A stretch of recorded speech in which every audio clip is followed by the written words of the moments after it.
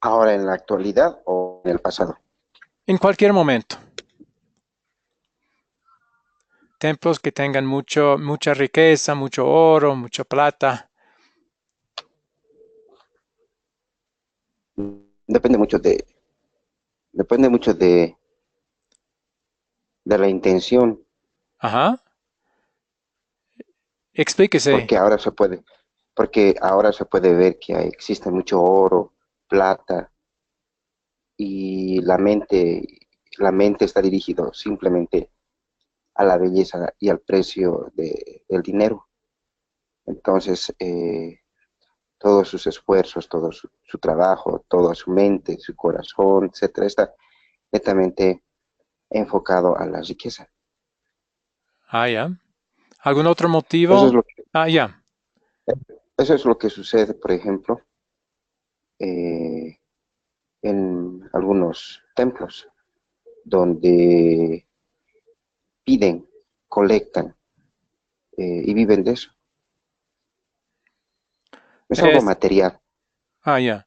¿Es mal para dirigentes de una iglesia vivir de las ofrendas, aunque sean muchas de una iglesia? Mm, sí y no. Adelante. ¿Qué explicación quiere dar?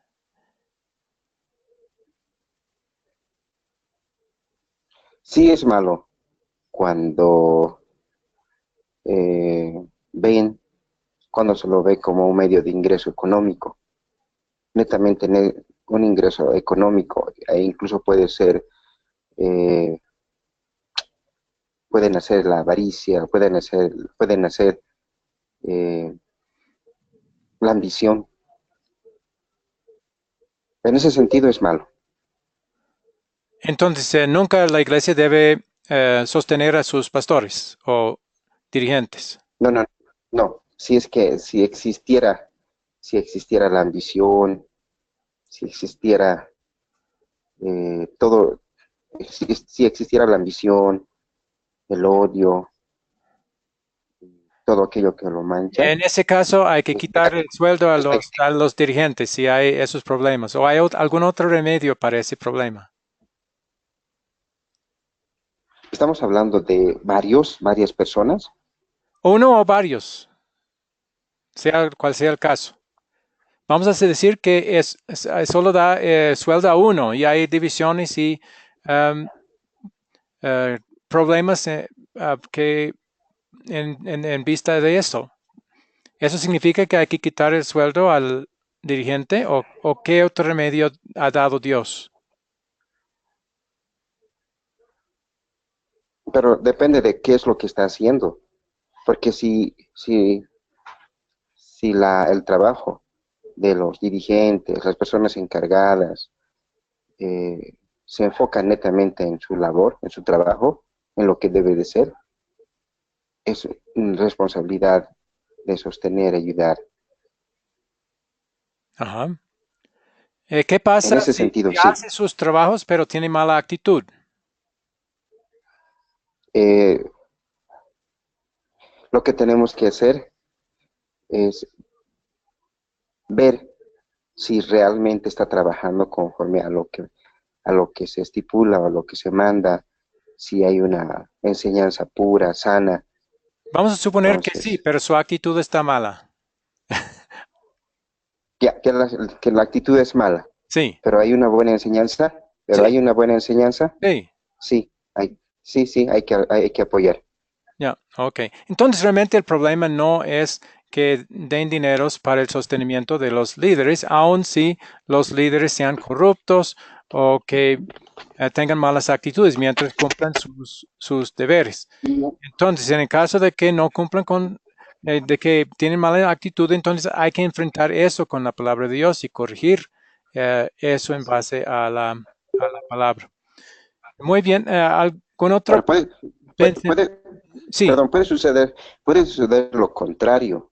Puede ser que tenga una buena actitud, ¿no? Tenga una buena actitud, un buen perfil, sea como nosotros decimos, sea una buena persona, pero que no haya una enseñanza pura, sana, correcta, ahí tampoco, ahí no se puede. No se Bueno, puede entonces habría que fomentar aplicar la disciplina sin existir. eclesiástica, ¿verdad? Sí. Pero ya Eso vamos a sí. volver al tema en cuanto a los lujos de los templos. ¿Está a favor o en contra? ¿Y por qué? Ha venido otro. ¿Cuál es el nombre de usted que ha venido? No está en línea, dice. Ok. Bueno, bienvenido Jorge también. Puede opinar también.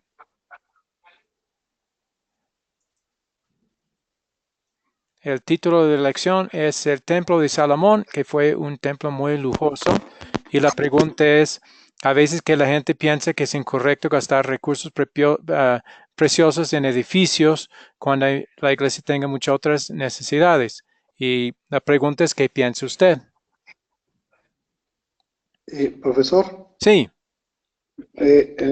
mi opinión, y en base también a la Biblia, es bueno que la gente haga, en este caso, apoye o en este caso aporte con su economía para la formación de un templo o para embellecerlo, claro que es la casa del Señor, pero también tiene que tener un equilibrio, un equilibrio entre todas las necesidades que se pudiesen tener, en este caso, caridad, apoyar a los enfermos, apoyar a las personas necesitadas. Si se tiene un equilibrio, hay que pedirlo a Dios para poder tenerlo.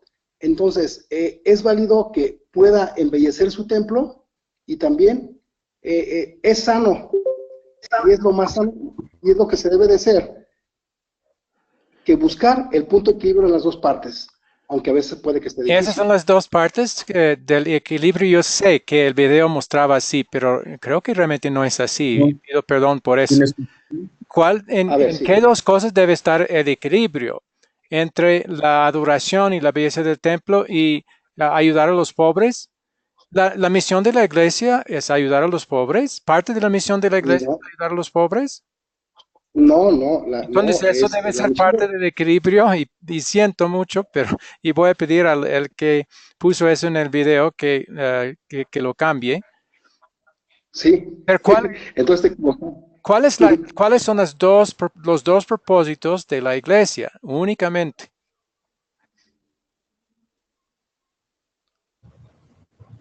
Es predicar. Adorar, Pues dos cosas. Predicar es uno, que es el otro propósito de la iglesia. mostrar el evangelio, Eso es predicar, eso es uno. ¿Cuál es el otro propósito de una iglesia?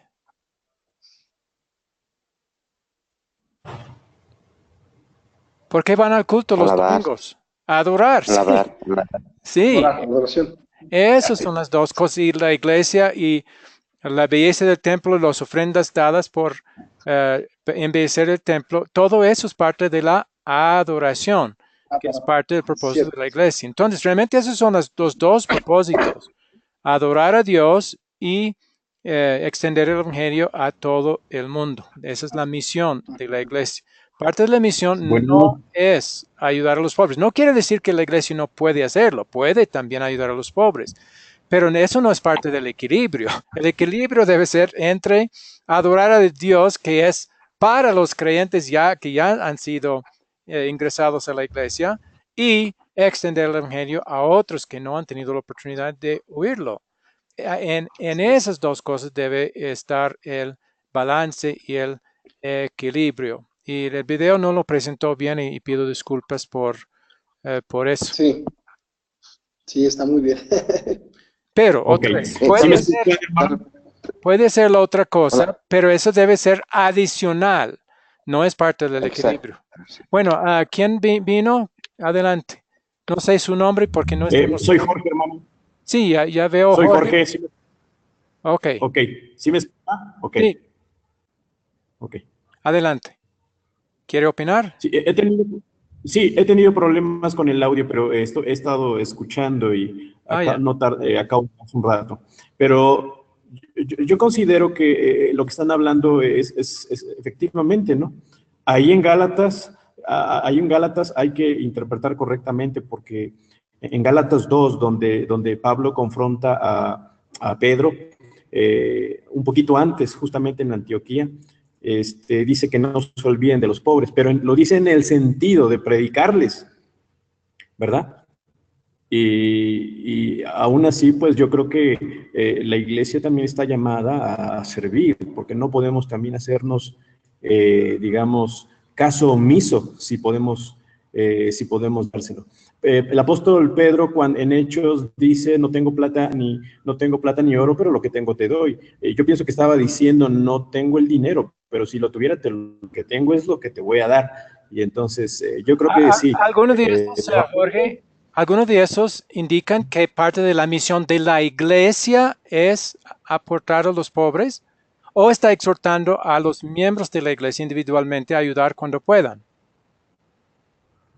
Sí, yo creo que es una exhortación a ayudar a los hermanos, porque Sí. la Biblia también dice, el apóstol Pablo dice que quien no provee para su casa es peor que un incrédulo, ¿no? A lo mejor me estoy saliendo de contexto. Sí, pero en Gálatas 2, eso está hablando a creyentes individuales como su responsabilidad personal. No está diciendo que la obra o la misión de la iglesia como iglesia es la de ayudar a los pobres. Puede hacerlo, ¿no? O sea, muchas veces la iglesia, hay ejemplos cuando la iglesia lo hizo. Cuando la misión en Jerusalén tenía problemas por escasez, entonces hicieron una colecta para ayudar. No es malo hacer, pero no es parte de la misión ni la obligación de la iglesia mejorar el estado de los pobres. ¿Me entiende? Que hay una diferencia entre que de puede hecho, hacerlo y que los individuos, Dios, hay muchas exhortaciones a los individuos cristianos a ayudar cuando puedan con sus propios recursos. Pero no hay ningún mandato para la iglesia hacerlo como iglesia. ¿Sí? sí, porque entonces nuestro evangelio sería un evangelio social, que es lo Sí, que fácil se en convierte muchas iglesias. en evangelio social. Muy bien. Entonces, ¿cómo aplica esto a la belleza y el oro en muchos templos? O hay mucho oro y plata, mucha riqueza invertida en el templo. Pues ya hemos dicho que el templo tiene un propósito de ayudar en la adoración a Dios. ¿Y cómo aplica en cuanto a la adoración lo de la belleza del templo y su riqueza?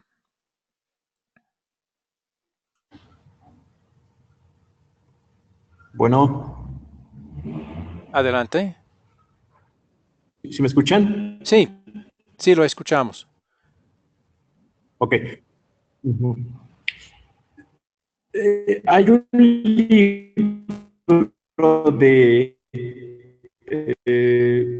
no sé si se llama, en la época del boom, aportaba a la obra misionera, pero después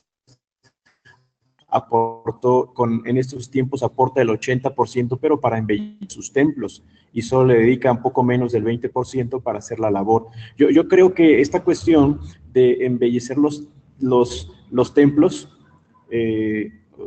yo creo que también tiene que ver con el contexto, ¿no?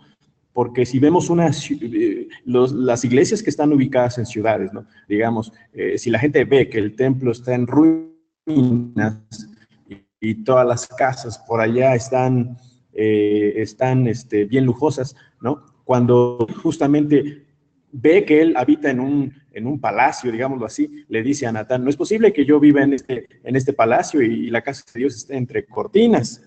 David dijo eso, sí. Yo sí, David dijo eso.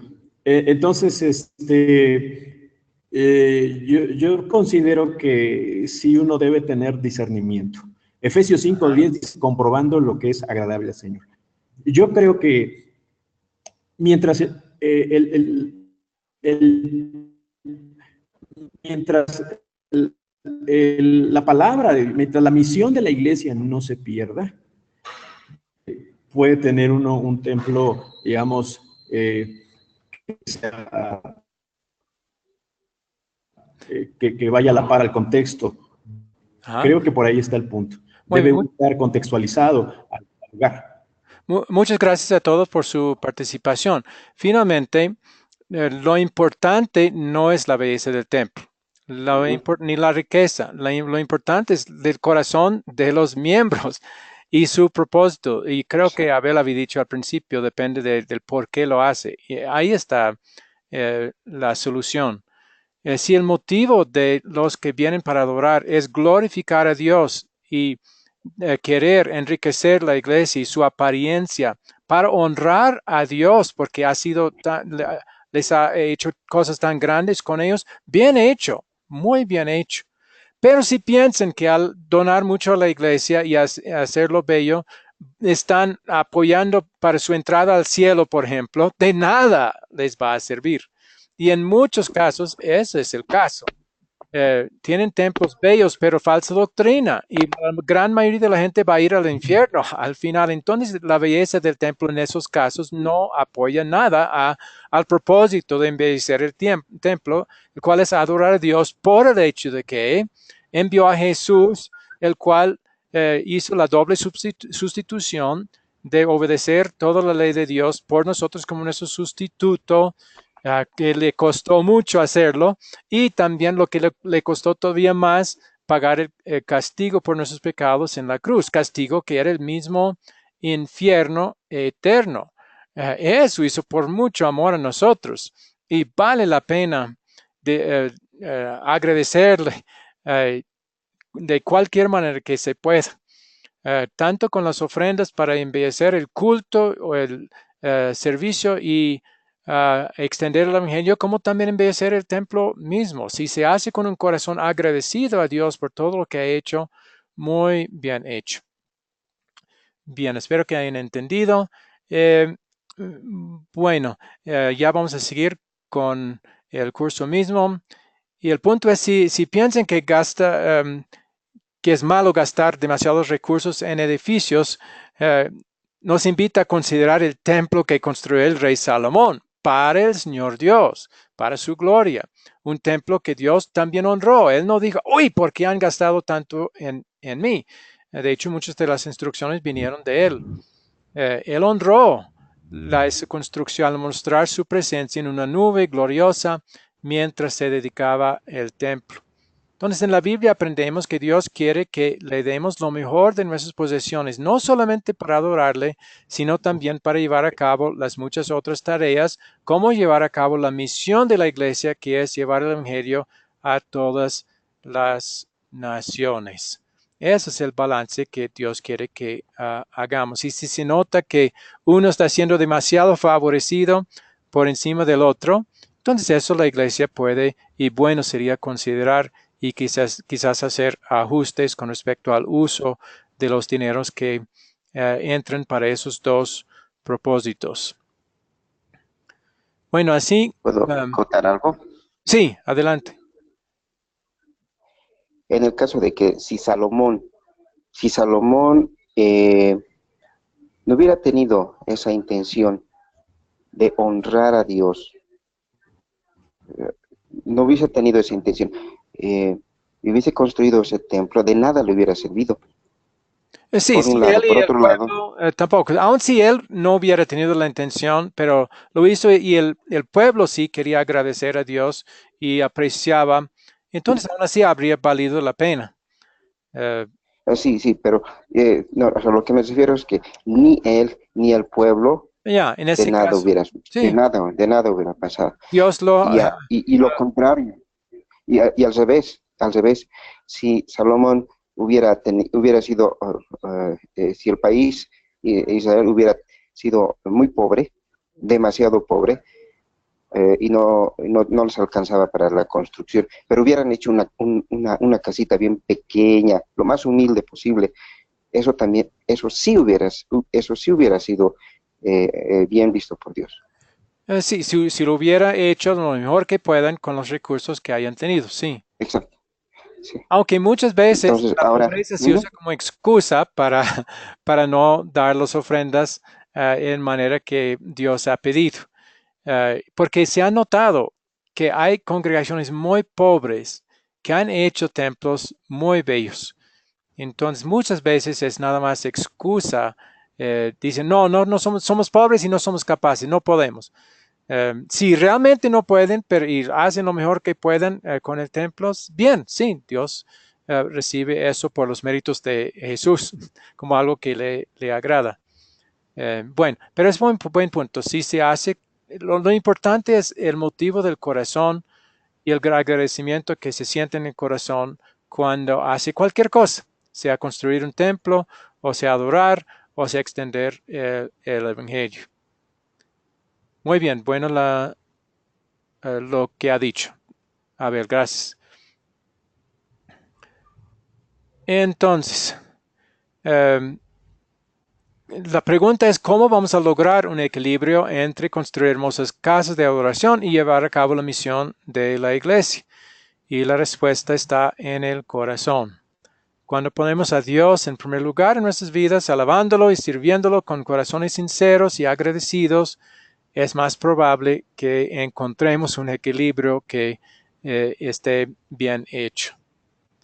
Muy bien. Bueno, con esa introducción, que era para captar nuestra atención, ya vamos a pasar al contar y ver el video del templo de Salomón. Voy a cambiarlo a eso.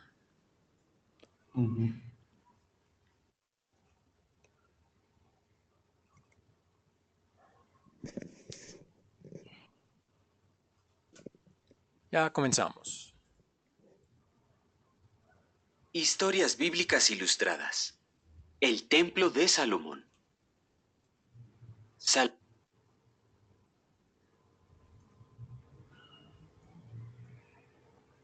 Salomón le envió este mensaje a Hiram, rey de Tiro. Dios me ha dado paz, así que voy a construir un templo para el Señor. Ahora pues, ordena que se talen para mí cedros del Líbano. Yo te pagaré.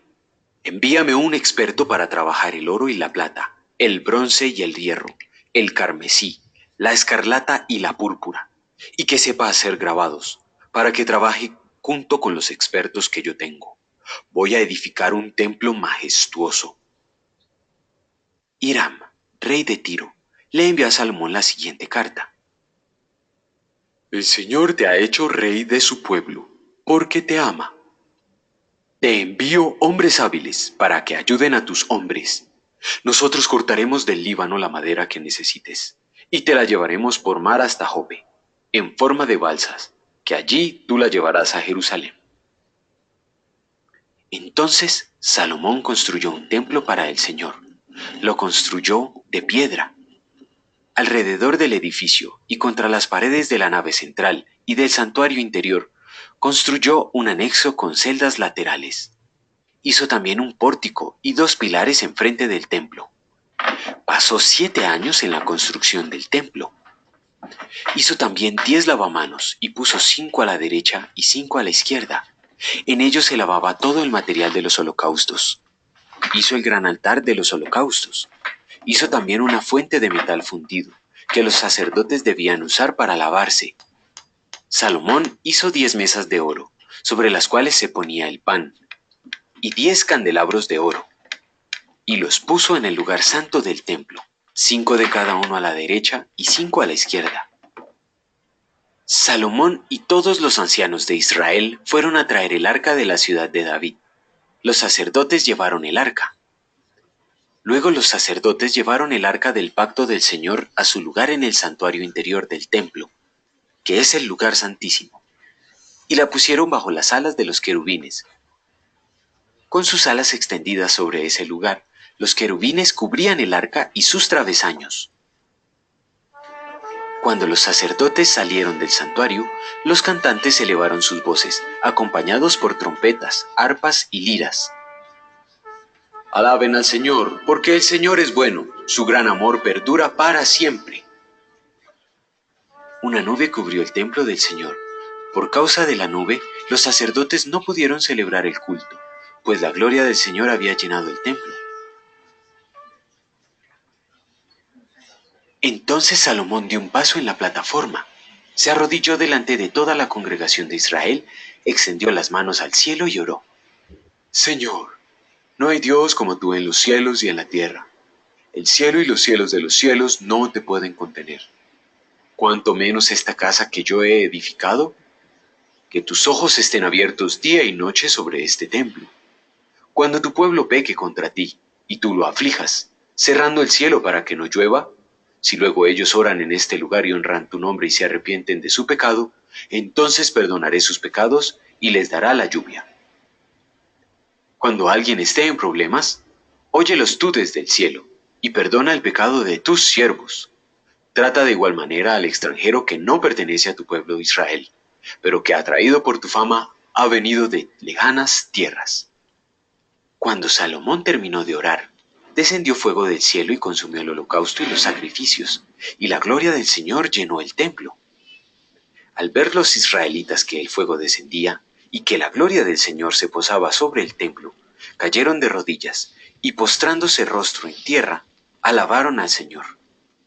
Él es bueno, su gran amor perdura para siempre. Entonces Salomón se levantó y bendijo a todo Israel. Que el Señor nuestro Dios esté con nosotros, como estuvo con nuestros antepasados, que sigamos todos sus caminos y cumplamos los mandamientos. Y ellos regresaron contentos y llenos de alegría por el bien que el Señor había hecho en favor de David, de Salomón y de su pueblo Israel. El Señor se le apareció una noche y le dijo: He escuchado tu oración y he escogido este templo para que en él se me ofrezcan sacrificios. Mantendré abiertos mis ojos y atentos mis oídos a las oraciones que se eleven en este lugar. Si haces lo que te digo, voy a hacer que tu trono continúe para siempre. Pero si ustedes me abandonan y desobedecen los decretos y mandamientos que les he dado, y se apartan de mí para servir y adorar a otros dioses, los desarraigaré de la tierra que les he dado, y repudiaré este templo que he consagrado en mi honor.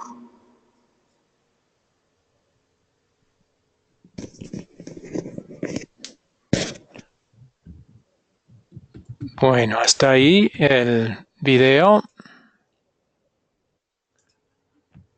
Vamos a hacer las preguntas de repaso, a menos que haya alguna pregunta antes. Entonces, ¿quién era el rey que siguió a David? Salomón. Muy bien. ¿Qué quiso construir Salomón? Un templo Un templo de del maravilla. Señor. Muy bien. ¿Quién le ayudó proveyendo materiales? Era el rey Hiram. Hiram de Hiram. Tiro. Muy bien. ¿Cuáles fueron algunos de los materiales que se utilizaron en la construcción del templo? Madera de cedro. Madera, ¿Ah? plata, oro, bronce. Muy bien. Y también vestimentas de escarlata, púrpura, hierro. Muy bien. Muchas cosas costosas. ¿Cuánto tiempo se necesitó para construirlo? 7 Alrededor años. de 7 años. Muy bien. ¿Qué muebles pusieron en el patio interior del templo? Lavamanos, Un lavamanos, sí. Dos cosas más que otras cosas. Las mesas. fuentes. No, eso estuvo en el próximo, el lugar santo, Ah, sí, cierto, es cierto. en el patio. Un lavamanos era una.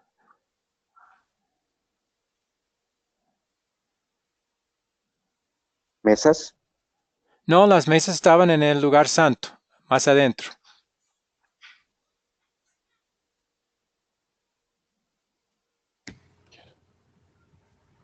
los candelabros, Eso también en el, ya estamos contestando a la próxima, el lugar santo. En el patio afuera. Todavía dentro de muros, pero no era parte del interior del templo, sino del patio. Una era lavamanos.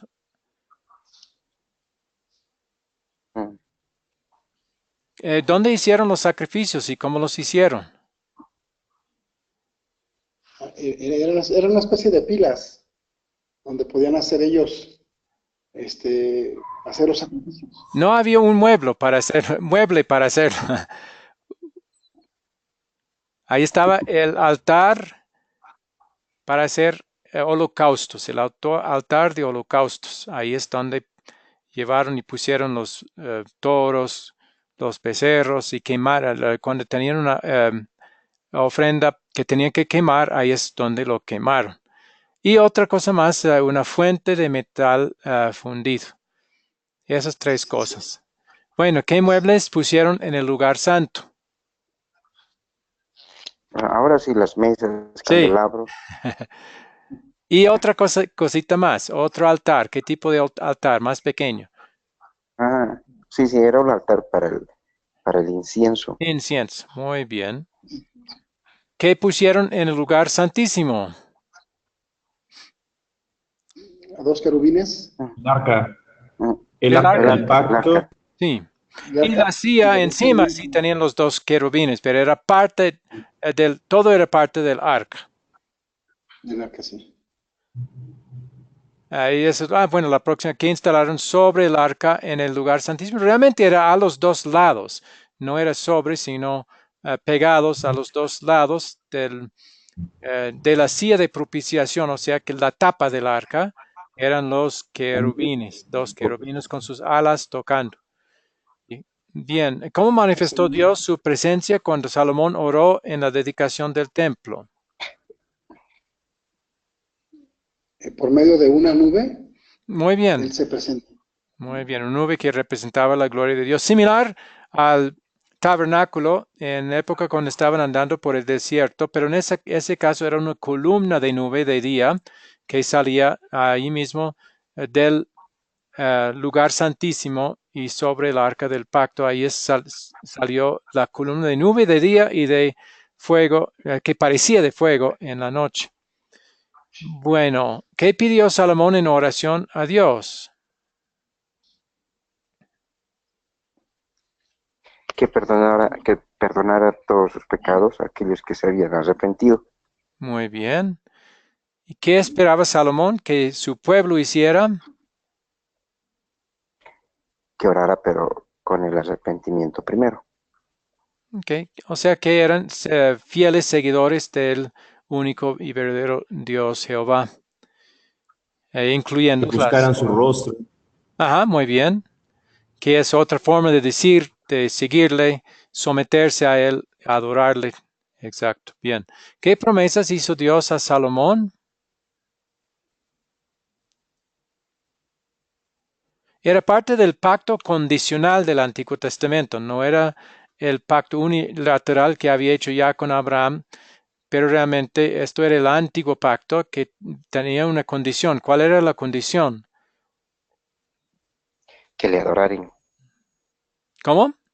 Que le adoraran. Y le sirvieran. Él sería su Dios si ellos cumplieran las leyes, los mandamientos y le adoraran fielmente. Era una relación condicional con el pueblo, que no era realmente el pacto que valía. El que valía era el anterior hecho Dios con Abraham y que Jesús confirmó después en la noche del Jueves Santo cuando hizo comienzo de la Santa Cena. ¿Qué advertencia le hizo Dios a Salomón?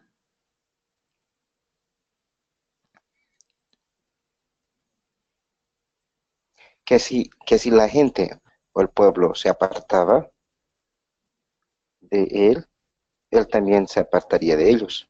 Muy bien. Ahora era parte de la condición del pacto del Antiguo Testamento, que gracias a Dios, porque ¿quiénes son los que se apartan de él continuamente? Por sus pecados. ¿Quiénes? Todos. Todos, exacto. Todos los israelitas siempre se apartaban de Dios, pero él se mantenía fiel a ellos y los guardaba a los elegidos de ellos en la fe también, pero nunca quitó su amor ni sus promesas a su pueblo, a pesar de sus rebeldías. Bien. Ahora que la consolidar, ¿qué significa esta historia para nosotros? En una sola frase, ¿de qué se Profesor, trata? Sí. Antes de que vayamos a este punto, Ajá. eh, la pregunta anterior es una condición, es condicional, ¿no es verdad? Sí, el pacto Porque del dice, Antiguo si es que Testamento, haces esto, ujú, sí, ya, era condicional. Sí, pero eso es lo que ahora también hay hay muchas congregaciones, sí, grupos que aún todavía manejan sí, ese condicional, ¿no? Y se basan en base a estos textos, sí, muchas veces. obviamente mal dirigidos, ¿Cuál era el propósito porque de no hacer un ven. pacto condicional con ellos sabiendo Dios que no iban a poder cumplir? ¿Cuál era su propósito con ese pacto de ley que les dio? Y podemos ver siempre el propósito de esa ley también en el Nuevo Testamento en Romanos 3:21. ¿Cuál es el propósito de la ley siempre?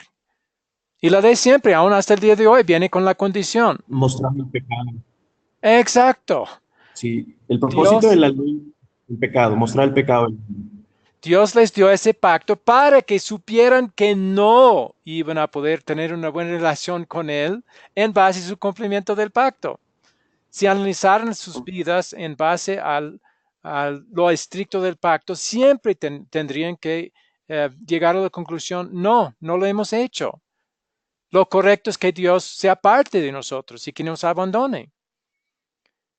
Pero en ese caso, cuando ya habían reconocido su pecado, Dios quería que, ya viendo que no iban a poder cumplir ellos, querían que recordaran su pacto con Abraham, que era unilateral, incondicional, que eran solo promesas de parte de él, que él iba a cumplir por su pueblo. Y eso es el Evangelio. El Evangelio no viene con condiciones, simplemente dice, amigo pecador, tu pecado te es perdonado. Disfrútalo, créelo, tenga consuelo. Eso es lo que Ujú. dice el Evangelio. Hermano, Sí, hermano, en segunda a los Corintios 3:6, en base a lo que dijo el hermano, en muchas congregaciones consideran que vivimos bajo los pactos del Antiguo Testamento, pero Pablo dice que nosotros en el Nuevo Testamento, en 2 Corintios, que nosotros somos ministros competentes, no en nuestros méritos, sino en los méritos de nuestro Señor Jesucristo. Somos ministros competentes de un nuevo pacto, ajá, no de la letra, no de la letra, refiriéndose a la ley, sino del espíritu, porque la letra mata, refiriéndose al espíritu, más el espíritu muy vivifica. bien. Bueno, todo ese capítulo es en función del nuevo pacto y los pactos encontrados en la ley. Muy bien, bien dicho. Sí, y aún para ellos, ya no tenemos ni siquiera el viejo, el antiguo pacto, ya fue abrogado con la venida de Jesús. Era ese pacto también sombra de las promesas de Dios referente al Mesías que iba a venir. Pero Él ya ha venido y cumplido con todas esas obligaciones por nosotros como nuestro sustituto.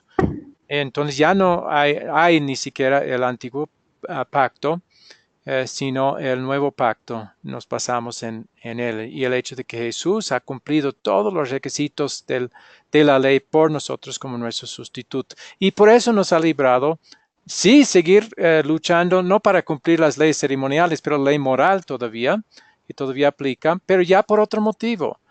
No para cumplir una condición, sino en agradecimiento por el hecho de que Jesús ya cumplió los requisitos por nosotros. Entonces sí luchamos para obedecer, pero es con otro motivo, ya es para agradecer a Dios todo lo que ha hecho en Cristo, que también era el motivo verdadero del Antiguo Testamento también, pero también estaban bajo ese pacto y parte de su lucha era cumplir con todos los sacrificios, todas las leyes ceremoniales también que ahora han sido abrogados.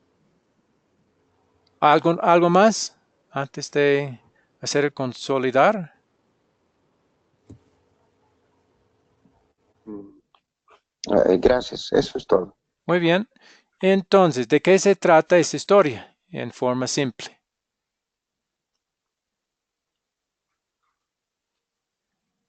La Yo construcción de creo un que templo para adorar a Dios. Muy bien. ¿Alguien más? ¿Alguien iba a decir? Jorge. Sí, cuando nosotros vemos Génesis, Dios, creo yo, construye, y bueno, eso es lo que hace, construye un huerto para tener comunión con el hombre. El caso del templo también es un lugar donde Dios quiere manifestar su presencia, es el lugar que Dios desea que su pueblo se congregue para que le adore, para que le busque y no se aparte de él. Entonces yo creo que esta historia trata sobre cómo el pueblo de Dios tiene que relacionarse con Dios. Ah, De otra manera. otra vez, Jorge, casi todo Perdón. bien, pero cuando dice tiene que relacionarse con Dios, no. ¿Cómo vamos a decirlo mejor? Ya hemos aprendido. Ya no tenemos que hacer nada, absolutamente nada. Jesús cumplió todo lo que era obligatorio de la ley. Entonces, Ujú. cuando decimos tenemos que, ya estamos tomando lo que Jesús hizo y diciendo que nosotros tenemos que hacer eso. Lo que Jesús hizo no valió. No tenemos Sí, que hacer nada. aunque yo no lo digo en el sentido de la salvación, lo No digo en importa. En ningún sentido tenemos que hacer nada. Vamos a quitar, únicamente si vamos a usar tenemos que es nada más para ayudarnos a ver nuestro pecado. Sí, era un deber, ajá. pero no lo hemos cumplido. Si usamos el debemos o tenemos que, siempre sería mejor que lo usemos para que entendamos nuestro pecado, no como para ver lo que es el camino correcto para el cristiano. ¿Qué palabra vamos a usar en lugar de tenemos que? Él Ahora, hizo. no, bueno, puesto que él hizo, porque nosotros todavía luchamos para obedecer la ley, luchamos para servir a Dios, pero ¿con qué motivo? Ya hemos visto mucho. Por, Por la Agradecimiento. gratitud. sí, entonces vamos a decirlo de esa manera. Vamos a decir, por lo que Jesús ha hecho por nosotros, vamos a querer, ¿sí? A asistir al culto, dar nuestras ofrendas, anunciar el Evangelio a los demás. Ya no tenemos que hacerlo, pero nadie va a impedir que lo hagamos, porque le amamos, estamos agradecidos, aunque no perfectamente. Queremos hacerlo, por eso lo hacemos, no porque tenemos que. Si hacemos algo Así porque es. tenemos que hacerlo, Dios lo escupe, lo aborrece, porque estamos quitando a Cristo de en medio. Aun si decimos, por los méritos de Cristo ya tenemos que hacer. No. Por lo que Cristo hizo, ya debemos. No. Ya hemos quitado todo el sentido. Porque Cristo hizo tal y tal cosa, ahora queremos. Nuestro deseo es hacer esto o aquello. ¿Sí han entendido Así la es. diferencia? Sí. Sí. Tenemos que es Sí, una obligación, algo que nosotros tenemos que hacer y jamás eso va a cumplirse, ¿sí? Y es quitar la gloria a Cristo, el cual hizo el tener que y el deber hacerlo. Él lo hizo por nosotros como nuestro sustituto. Eso nos ha librado para ya no tener que hacer nada, sino hacerlo sí, luchar para hacerlo sí, pero en gratitud, porque queremos hacerlo, no porque tenemos que hacerlo. ¿Sí? Pero fuera de eso, Amén. sí, todo bien, bien dicho.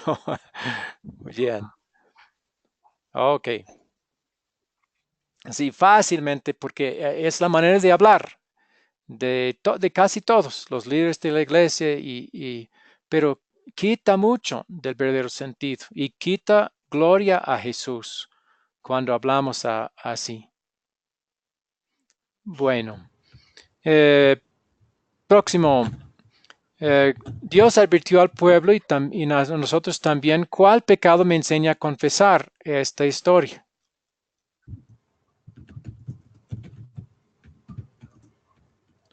Cosas que Dios quiere en cuanto a la adoración, siempre lo hacemos como Él quiere.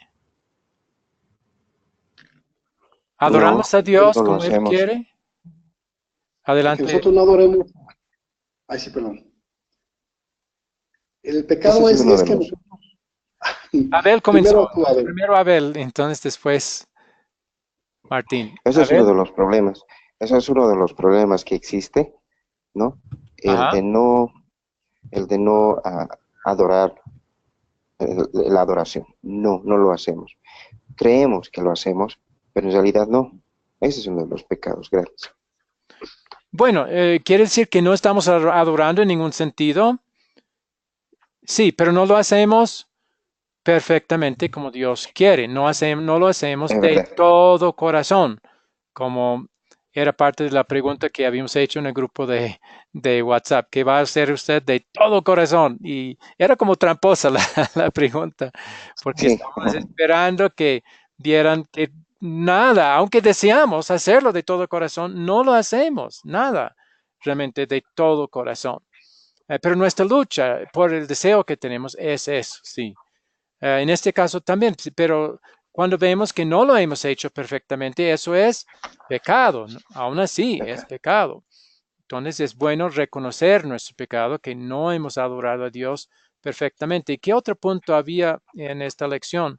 Es que la gente, el pueblo trajo mucha riqueza para adorar, para embellecer el templo de Dios, y también su propósito era que los pueblos alrededor escucharan también de su Dios, o sea, la evangelización también existía.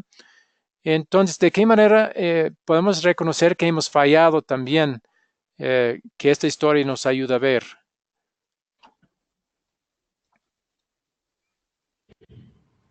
¿Qué en cuanto a nuestras ofrendas para la obra del Señor, para embellecer su templo, para hacer un templo a veces o para embellecer el templo? Y en cuanto a ofrendas para también llevar el Evangelio a otras partes, que es la obra de la iglesia. ¿Cómo son esas ofrendas? ¿Muestran realmente verdadera gratitud? no, No, no la no muestra. muestra gratitud. ¿Verdad? Sí. Algunos dicen, pero Eh, yo doy el 10%. Sí, he cumplido. Pero ha ofrendado por gratitud a Dios, y quizás la persona que ha dado 10% habría podido dar 20. Quizás sus ingresos darían para dar más, o aún alguien que no recibe tanto, quizás podría considerar, si tan Hermano, importante es Dios para él, entonces ofrendar más. Pero lo importante no es el porcentaje ya, sino la actitud del corazón. ¿Estoy dando mis ofrendas por gratitud o estoy dando para cumplir una ley? Cosas así podemos preguntarnos, ¿sí? ¿Quién iba a decir algo? Jorge, creo. sí, hermano. Eh, Sí. Yo iba a decir, hace un rato usted decía que dos propósitos de la iglesia hoy es adorar y predicar el evangelio. Ajá. Entonces, uno de los pecados que en este caso, a veces, yo en lo personal, que muchas veces no estamos en el templo, en el caso de los que somos pastores, quizás solo porque somos pastores, sino a lo mejor como los miembros no estaríamos. Y la otra cosa es que a veces pensamos más en una pizza que realmente invertir para el reino de Dios. Ah. Y siempre estamos pensando en el estómago y yo pienso que cuando nosotros no ofrendamos como debemos, castigamos la obra de Dios. Ahí está la palabra de cómo queremos hacer en gratitud, ¿no? ¿Sí? Vamos a quitar eso como debemos, ¿sí? Claro, Siga. A veces no ofrendamos como realmente es correcto hacer, como Dios quiere que lo hagamos. Siga con su punto. ajá. Y entonces esto nos, pues obviamente, no, vemos acá como las partes, el oro, la plata, la madera, lo mejor. Aquí, cuando se construye el templo se le ofreció, se le dio lo mejor al Señor. Ajá. Entonces en gratitud también deberíamos estar haciendo eso. Vamos a querer, no es que deberíamos. Es Ajá. tan fácil, yo sé que es tan fácil caer en eso. Vamos a querer, como Dios ha querido, es mejor decirlo de esa manera, en lugar de decir como debiéramos. Como Dios ha querido en amor que hagamos, ¿sí? Vamos a tratar de aprender esa Profesor, nueva forma de hablar de nuestro servicio a Dios y lo que vamos a hacer.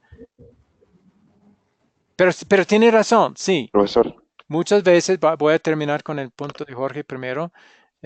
Sí, nuestras ofrendas, nuestro corazón no es como Dios quiere y eso es pecado. Eso sí podemos decir. Cuando fallamos, eso es pecado, en verdad. Eh, pero ya, ahora sí. Abel, ¿qué iba a decir? sí, es que esto es lo que sucede en el español, es la palabra o los verbos tener y deber. Cuando utilizamos los verbos tener y deber, estamos así algo como obligados a hacer algo, Ajá, ¿no? eso es lo que esas palabras significan. Es exacto, estamos siendo obligados a hacer algo. Cuando digo, debo de hacer esto o tengo que hacer esto, estoy Ajá, obligado, o sea, es como si hubiera un peso sobre mí y tengo que hacer esto o debo de hacer esto, ajá. cosa que no es así, no es así, Ahora no. ya, Cu- puesto que, puesto que, puesto que ya está todo hecho y tenemos la salvación, entonces nace dentro de nosotros el querer hacer con alegría, con Muy bien. toda pasión, ya no como obligación. Entonces ya no utilizo el verbo tener o deber, sino utilizo el verbo querer hacer. Y al Es, decir querer hacer, hay un impacto de gratitud, de ujú. agradecimiento. A eso es a lo que tenemos que tener cuidado. Ya lo hizo Abel.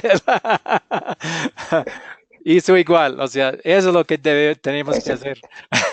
Lo siento. claro, sí, sí, no, sí, Ok, sí, gracias, gracias, profesor. ok.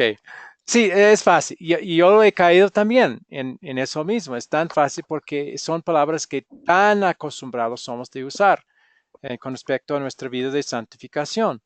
Y Dios quiere que aprendamos otra manera. Como usted acaba de describir muy bien, Abel, pero a una persona que sabe, a veces también todavía hay la tendencia de caer en eso. Por eso voy recordándoles cuando escucho hablar así. Pero los puntos que ustedes han mencionado son válidos. Eso es pecado cuando no lo hacemos de todo corazón. Cuando podríamos, pero cuando nuestra prioridad no es la casa de Dios y la obra de llevar el Evangelio, y cuando las ofrendas no muestran esa prioridad, todo eso sí es pecado. Ahora, ¿cuál es el remedio? Porque si realmente somos honestos, nuestro pecado es mucho y grande en estos campos. ¿Cuál es el remedio? Ah, cuando reconocemos y entendemos que nuestro pecado es tan grave y tan grande en cuanto a la adoración y en cuanto a las prioridades, en cuanto a nuestras ofrendas, en cuanto a nuestro servicio a Dios en gratitud. ¿Qué es el remedio?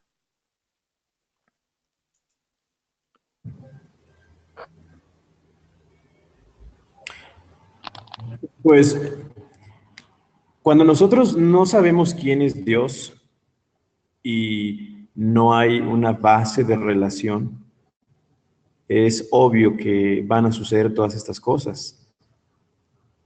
Un mal conocimiento de Dios nos va a llevar a adorarlo mal también. Pero Y, cuando o hay sea, no un, existe en el sitio donde sí hay buen conocimiento. Ahí no existe ese pecado. a Es ver, lo, no entendí.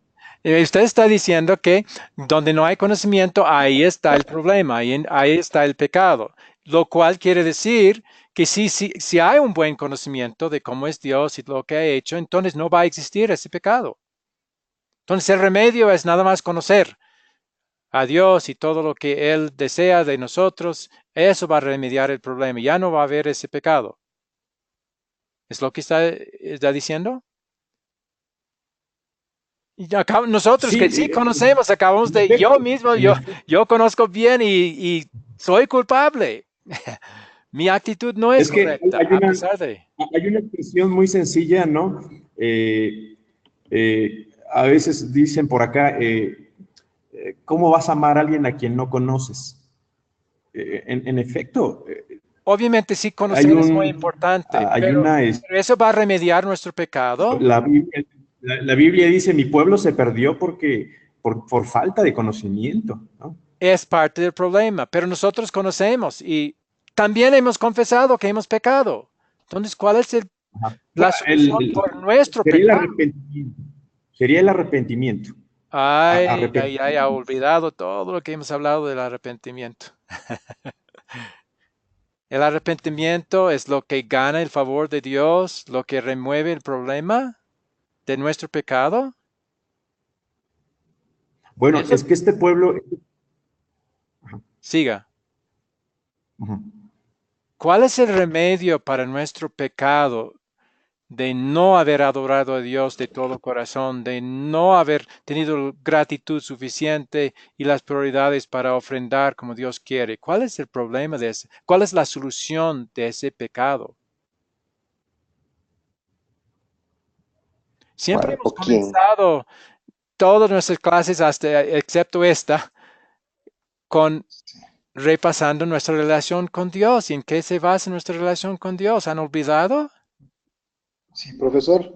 Sí. Eh, Jesús. el remedio es en este caso, recurrir a Jesús, que ha hecho todo por nosotros, que lo ha adorado perfectamente, que lo ha adorado, que ha reunido los requisitos que Dios quiere. Entonces, recurrimos a Jesús para que, en este caso, como Él ya lo hizo todo por nosotros por agradecimiento, vamos a amarle y adorarle, aunque nuestra adoración sea imperfecta. Perfectamente. No, nuestra adoración, No, entonces nuestra no. adoración es imperfecta. Usted ha dividido otra vez, usted ha hecho que la solución sea en dos partes. Parte de lo que hizo Jesús, pero la otra parte ya vamos a hacer en gratitud. En gratitud. ¿Cuál es la solución única de nuestro problema de pecado ante Dios? Jesús solamente, Jesús. Sí, nada más Jesús. Él obedeció perfectamente la ley de Dios de adorarlo de todo corazón y de ofrendar, de poner a Dios como principal prioridad, su obra como prioridad principal. Todo eso hizo perfectamente por nosotros, como nuestro sustituto. Dios, en base a lo que Cristo hizo, nos ve como personas que sí lo han adorado perfectamente, que sí hemos ofrendado perfectamente, sí hemos dado las prioridades perfectamente como Él ha mandado y quiere. Así nos ve Dios, pero por los méritos de Jesús. Y Jesús, ¿qué hizo en la cruz? Él pagó el castigo que hemos merecido, así limpiando nuestra cuenta de pecado ante Dios, borrando los pecados que estaban delante de Él. Es así que somos perdonados por la obra de Jesús y punto. Lo otro es fruto, es consecuencia del hecho de que ya tenemos la solución de nuestro pecado por la obra de Cristo. Sí, ese mensaje es lo que nos lleva a querer, aunque no vamos a hacerlo perfectamente, pero querer hacerlo lo mejor que podamos. Pero nunca vamos a hacerlo perfecto. Siempre, aún en nuestra obra de gratitud, va a haber pecado. Necesitamos reconocer eso y estar dispuestos a confesarlo. Todo lo que hacemos está todavía contaminado por pecado. Aún después de ser cristianos, aún después de ser justificados por Cristo, nuestra obra de gratitud es también imperfecta, llena de pecado. Entonces no es parte nunca de la solución de nuestro pecado. Jesús es la solución 100% y nada de nosotros es parte de la solución. ¿Sí? ¿Están entendiendo? Sí, perfecto, así. Muy bien. Entonces, ¿qué nos enseña Dios a pedir y hacer en esta historia?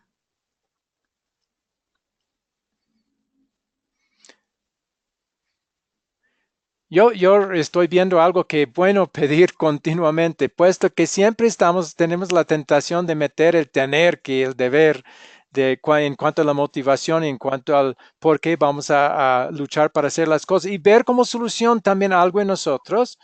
Sería bueno pedir a Dios, el Espíritu Santo, que en base a su palabra nos ayude a deshacernos de esos términos de debo hacer esto, tengo que hacer esto y Bueno, sustituir, ¿sí? Sí, no, yo cuando hablo de debo tengo, yo tengo bien claro mi fe. Yo no creo que lo que yo haga me va a dar salvación y vaya a mejorar mi relación con Dios. Desafortunadamente, Cuando vemos, pero, lo siento, pero pero yo creo, esos términos contradicen lo que usted acaba de decir. Si ajá, obedecer es algo que tengo que hacer, entonces sí es para mi salvación. Si no lo hago, pierdo mi salvación. Eso es lo que significan esas palabras. ¿Sí? Entonces es una contradicción. Sí, voy a usar debo hacer tal cosa, pero yo sé que no es por lo que yo hago que voy a ser salvo. Es una contradicción. Si realmente es mi deber, entonces yo tengo que hacerlo. Y ya he perdido todo. ¿Sí? ujú. Es mejor por eso usar en lugar de debo hacer tal cosa, yo quiero en gratitud a Dios hacer esto. Mucho mejor. No, Eso sí sí es el... estoy entendiendo lo que usted está Ok. diciendo, pero por Bueno, ejemplo, en la Biblia, pero no es en función a la salvación. Por ejemplo, estamos hablando de la santificación. La Biblia dice, sed santos, es un sí, imperativo. pero no podemos hacerlo. Ora, No podemos exacto. hacerlo. Nuestra santificación jamás será perfecta. Y Dios no quiere que hagamos las obras de santificación porque es un deber. Quiere que luchemos para hacer las obras de la santificación por gratitud, porque queremos hacerlo. Si luchamos para ser santificados porque tenemos que hacerlo, Dios dice, fuera con eso. Cristo ya ha ganado mi favor y tú quieres hacer esto porque tienes que hacerlo. No, ¿sí? ¿no? Hagámoslo porque queremos hacerlo y hablemos así para que la gente entienda. Si usted dice a la gente, tenemos que hacer esto, ¿qué piensan? Es obligatorio, es algo que yo tengo que hacer. Y si no lo hago, problemas grandes. ¿No es así como van a pensar si usamos esos términos? Claro. Sí, el asunto es el corazón, ¿no? Es Sí, la condición. pero necesitamos usar palabras que hablan correcto de la actitud que Dios quiere tener, que tengamos en el corazón.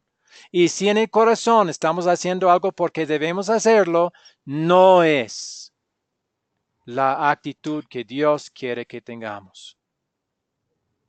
¿Sí? Claro. Sí, yo soy pastor y las cosas que hago, yo no las hago porque estoy pensando que voy a ganarme la salvación. Eso Sí, está claro para yo mí. sé, pero sí está haciéndolo porque piensa que debe hacerlo. Y es igualmente malo. Lo siento mucho. Es así. Ah, ok. ¿Por qué no Bueno, decirlo? ¿Por qué no decir por qué hacemos las cosas? Porque deseamos hacerlas. Por amor y gratitud. ¿Por qué no hablar así? En lugar de decir, hago esto porque debo hacerlo. Que confunde a todo el mundo. claro. No, Y sí, no es el estoy entendiendo. mensaje que Dios Ujú. quiere. ¿Sí? Piénselo. Ok, Obviamente usted va a necesitar pensarlo bien y finalmente va a ser un asunto entre usted y Dios. Pero yo estoy tratando de enseñar bíblicamente, aunque Dios manda algo, no quiere que hagamos lo que Él ha mandado por ser mandato.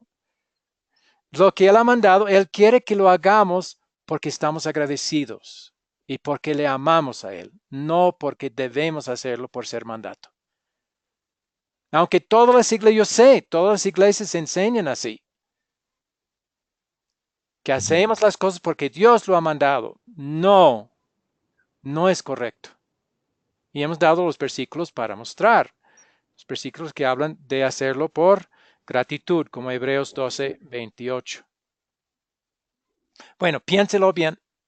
Es la última oportunidad que voy a tener, por eso estoy enfatizando mucho. Pero eso podemos pedir que Él nos ayude a hacerlo por el motivo indicado, que Él quiere, porque nosotros deseamos hacerlo en gratitud, porque nuestro corazón está lleno de amor a Él y no porque es un deber. Él va a escupir. Bueno, es algo bueno para pedir a Él que nos ayude. Y no vamos a nunca a ninguno de nosotros tenerlo perfecto tampoco y claro. usar los términos perfectamente. Pero siempre, gracias a Dios por lo que Cristo ha hecho, cuando reconocemos que no hemos hecho las cosas por la actitud que Él quiere, podemos siempre pedirle el perdón y el perdón ya está ganado también, lo cual nos motiva para seguir adelante luchando para hacerlo por gratitud. Bueno, Ujú. bien, hay un versículo de memoria, ya el tiempo ha pasado. El Salmo 26, versículo 8, dice, Señor, yo amo la casa donde vives, el lugar donde reside tu gloria. Esa es la actitud que Dios quiere que tengamos, uno de amor y estar ahí no porque debo estar en el templo, sino porque amo su casa y quiero estar ahí para escucharlo y adorarlo y también ofrendar para que su obra se haga. Bien, no habrá mucha tarea porque ya esta es la última clase. Sí, pedimos, parte de la tarea es prepararse por gratitud a Dios. Esperamos que sea por eso, para enseñar esta lección a sus estudiantes, a su congregación o a su familia y enseñarlo. Y tarea opcional sería leer el comentario sobre 1 Reyes 5 a 10 y 2 Corintios 2 a 9 en la Biblia popular. Ya les he dado el documento de Primera de Reyes y Primera de Crónicas. Pueden darles todavía el de Segunda Crónicas también. ¿Alguna pregunta o comentario más antes de terminar? Bueno, yo la lección, en esta, prediqué con los varones la lección donde David perdona la vida Ajá. de Saúl. Muy bien. Fabuloso. Lo fuimos analizando sí. Me alegro mucho. Bien, y espero que pueda también tener oportunidad de enseñar esta lección en cuanto al templo, su construcción y la actitud que Dios quiere que tengamos al construir un templo, al embellecerlo y al adorarlo en él y al llevar a cabo la obra de la iglesia juntos, usando también, si hay un templo, el beneficio de ese templo. Muy bien, vamos a terminar con oración. A propósito, el grupo de WhatsApp va a seguir abierto por un tiempo. Si alguien tenga alguna pregunta o comentario que todavía quiere hacer, puede hacerlo todavía en el grupo y yo estaré atento si alguien hace una pregunta o un comentario, puedo responderlo ahí todavía. Muy bien, entonces vamos a terminar con oración.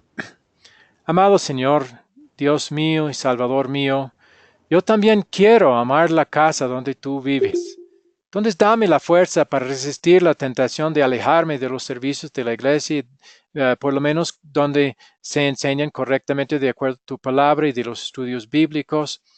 Dame el amor por tu palabra y el amor para reunirme con tu pueblo en una congregación que enseña en forma correcta toda tu palabra. Recordando que al reunirme en este lugar, lo hago buscando el Evangelio, que es Cristo Jesús, y no el sitio donde me reúno. Lo más importante es lo que se hace en el sitio. Entonces pedimos, Señor, que nos des esa actitud que tú quieres que tengamos por obra de tu Espíritu Santo. Te pedimos todo esto en el nombre de Jesús. Amén. Bueno, ha sido un placer ser su profesor en este curso. Creo que hay otros que vendrán en el futuro. El misionero Joel va a estar avisándoles y reuniendo a las personas que son para cada curso. Entonces, puede ser que tenga alguno de ustedes también en otro curso que yo enseñe, pero por ahora ha sido un placer servirles. Espero que haya sido de provechoso para todos ustedes y mi deseo y oración va a ser que Dios les bendiga y les guarde, sobre todo en lo que hemos enseñado bíblicamente en cuanto a nuestra relación con Dios y cómo realmente en qué se basa la salvación. Y espero que les ha servido. Bueno, que Dios les guarde y les bendiga siempre. Sí, sí. Muchas Profesor gracias. Felipe, muchas gracias. Es con mucho gusto. Muchas Gracias. gracias, de verdad. Ok, hasta la Y que Dios próxima. los bendiga mucho. Lo mismo.